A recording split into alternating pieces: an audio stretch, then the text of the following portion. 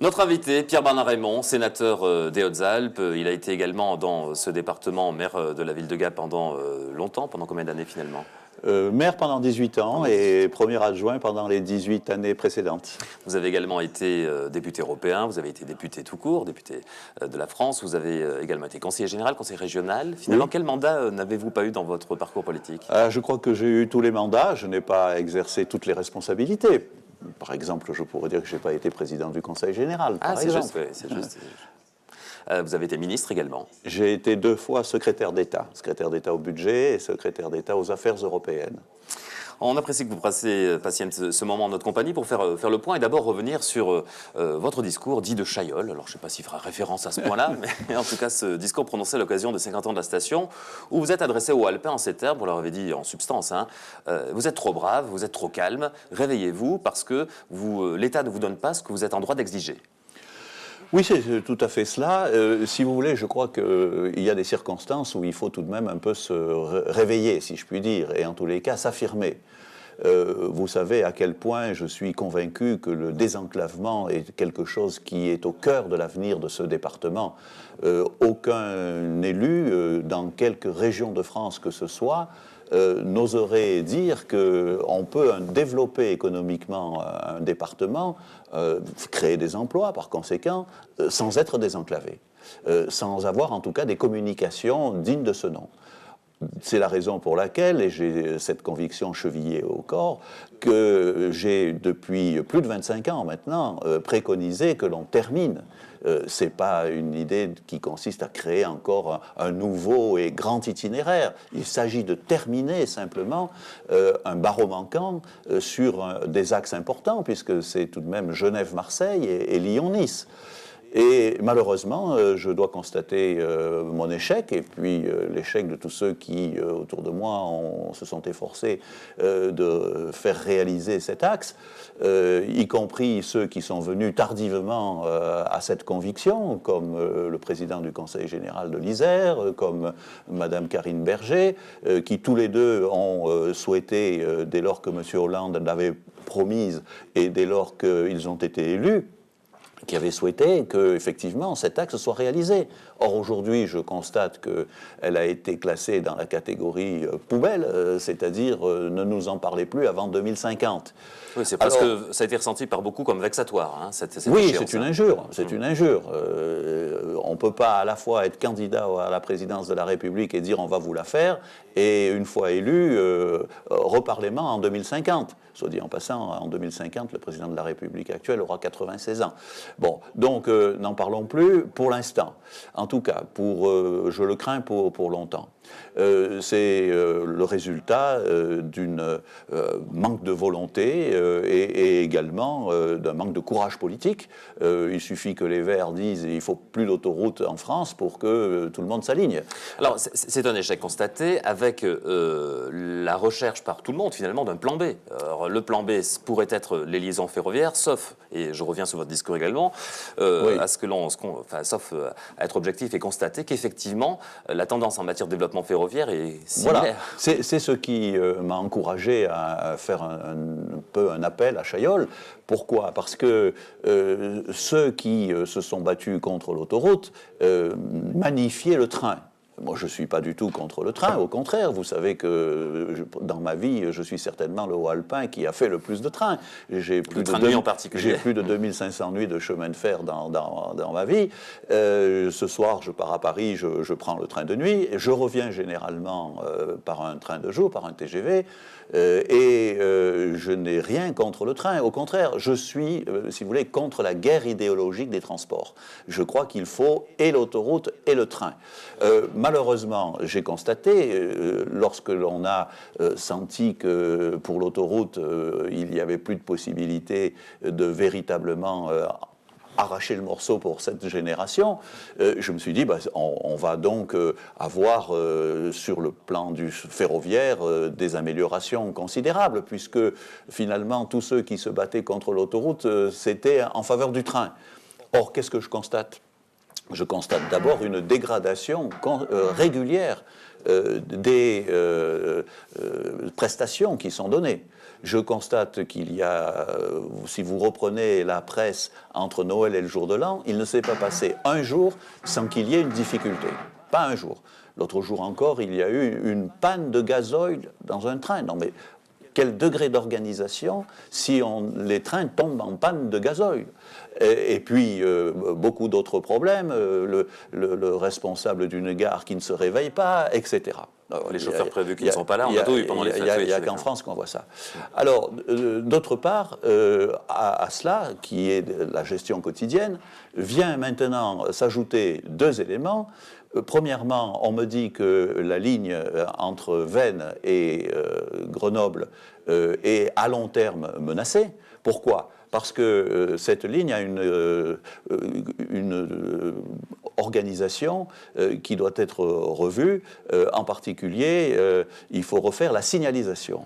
Ça coûte relativement cher et RFF, me dit-on, aurait indiqué qu'elle ne mettrait pas un sou dans cette modernisation et qu'il appartenait aux régions de le faire. Bon, je ne sais pas du tout quelle va être la réaction des régions, mais il y a une menace à la clé. Si les régions ne financent pas, on ferme la ligne en 2023. C'est ce que l'on m'a rapporté. Je n'étais pas présent à cet entretien, à cette réunion, mais c'est ce qu'on m'a rapporté. Et des doutes aussi sur la liaison Veynes-Grenoble. Et alors, ça c'est pour Veynes-Grenoble.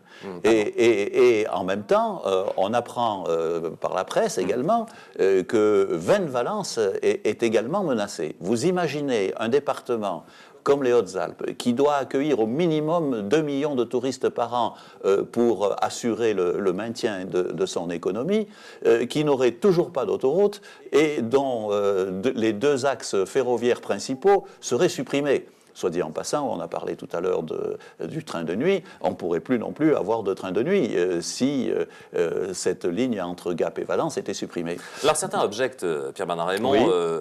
Le fait que l'avenir n'est pas là, que l'avenir c'est le tout Internet, que c'est la fibre optique, etc. Je vous ai entendu avoir une formule sur le sujet. Oui, bien sûr, mais je vous ai dit tout à l'heure que j'étais pour toutes les formes de communication et bien entendu, je suis pour le débit, le haut débit, le très haut débit, et pour tout ce qui va arriver en matière de technologie, de nouvelles communications, bien entendu. Mais ce que j'ai dit, c'est qu'effectivement, il faut au moins 2 millions de touristes par an dans ce département.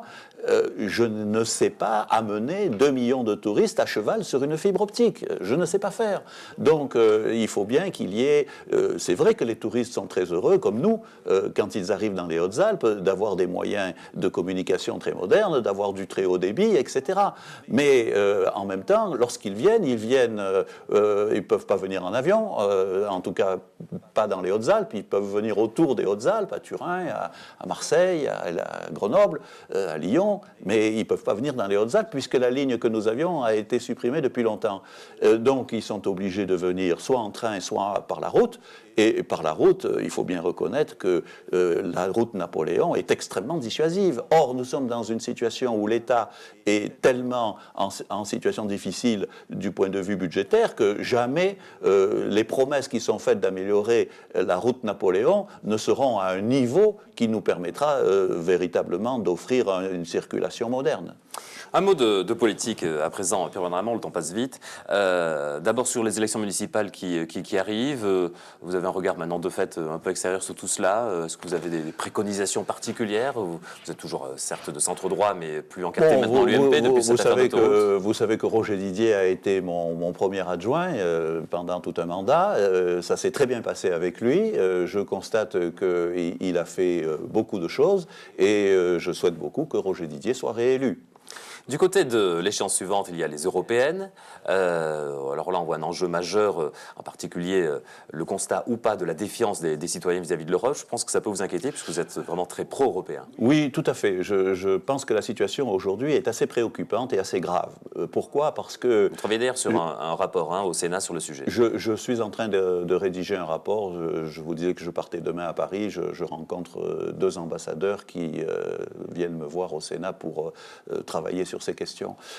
En fait, j'ai toujours été très européen, mais j'avais le sentiment que l'Europe avançait. Elle avance toujours avec des crises, avec des difficultés, mais elle avance. Or, aujourd'hui, il y a un désamour à l'égard de l'Europe, et je trouve que c'est très grave. Pourquoi ? Parce que je suis convaincu qu'à l'ère de la mondialisation, quand on voit qu'on va avoir à être en compétition avec des pays comme la Chine, comme l'Inde, comme le Brésil, ce qui n'était pas le cas même lorsqu'on a créé l'Europe, où nous avions quand même une certaine domination économique, je pense que nous ne pouvons plus lutter dans cette concurrence planétaire quand on est seul. Ce n'est ni la France, ni même l'Allemagne, a fortiori l'Espagne ou le Portugal, qui peuvent véritablement, je dirais, être compétitifs à l'égard de ces pays. Et il n'y a que l'union qui fait la force, c'est encore une fois vrai. Et cette union, elle a progressé tout de même, mais sur un plan strictement économique. Or, moi, je ne connais pas de grande puissance économique qui ne soit pas en même temps une puissance politique. Et il faut gouverner cette économie, il faut gérer cette économie. Et ça ne peut être fait que par une certaine intégration, un certain degré de fédéralisation. Or, aujourd'hui, je trouve que les chefs d'État sont très pusillanimes pour franchir l'étape politique de la construction européenne. Et c'est ce qui m'inquiète, et c'est pour ça que je milite de plus en plus fortement, fermement, sur la nécessité de franchir l'étape politique dans la construction européenne. Et puis, Pierre-Bernard Raymond, il y a une troisième échéance dans cette année très électorale, le mois de septembre, les sénatoriales, qui concernent tout le monde, mais je veux dire, ce sont les grands électeurs qui vont évidemment être appelés à choisir le prochain sénateur du département des Hautes-Alpes. Alors la question se pose, elle anime, alors c'est pas le grand public, elle anime beaucoup le monde politique depuis quelques bons mois quand même, pour pas dire quelques années, oui. Et la question vise à savoir ce que vous allez faire. Est-ce que vous allez continuer, est-ce que vous allez vous représenter au sénatorial, ou au contraire, cette fois, prendre une retraite après des décennies d'engagement politique? Je ne sais pas si vous avez tranché. J'ai tranché, vous le saurez très bientôt. Très bientôt, c'est-à-dire là dans les semaines qui viennent? Dans les semaines qui viennent. Avec une inquiétude quand même derrière, Pierre-Bernard Raymond, qu'on pressent. Certains le regrettent, d'autres s'en amusent, évidemment, du côté de la gauche. C'est qu'évidemment, la relève est dans les starting blocks, et on sent qu'il peut y avoir des tensions à droite entre ceux qui souhaitent votre suppléant Jean-Michel Arnaud vous succéder, ou Jean-Yves Dussert, le président du Conseil général, qui trouve tout à fait légitime d'enchaîner sur ce type de candidature et de mandat. Oui, écoutez, c'est peut-être pas encore tout à fait le moment d'en parler, mais ce que je constate, c'est que au municipal de Gap, le centre et la droite sont unis, et que c'est la gauche qui est désunie. Donc c'est quelque chose d'assez malheureusement fréquent en politique. Et je suis certain que si telle était ma décision de partir, ceux qui seraient candidats auraient la sagesse de trouver une solution. C'est qu'une hypothèse. C'est qu'une hypothèse. Je cherche une formule pour vous en faire dire davantage. Mais non, vous n'y arriverez pas. Vous n'avez pas à attendre trop longtemps. En tout cas, merci Pierre-Bernard Raymond d'avoir passé ce moment avec nous. Merci beaucoup. Je vous en prie.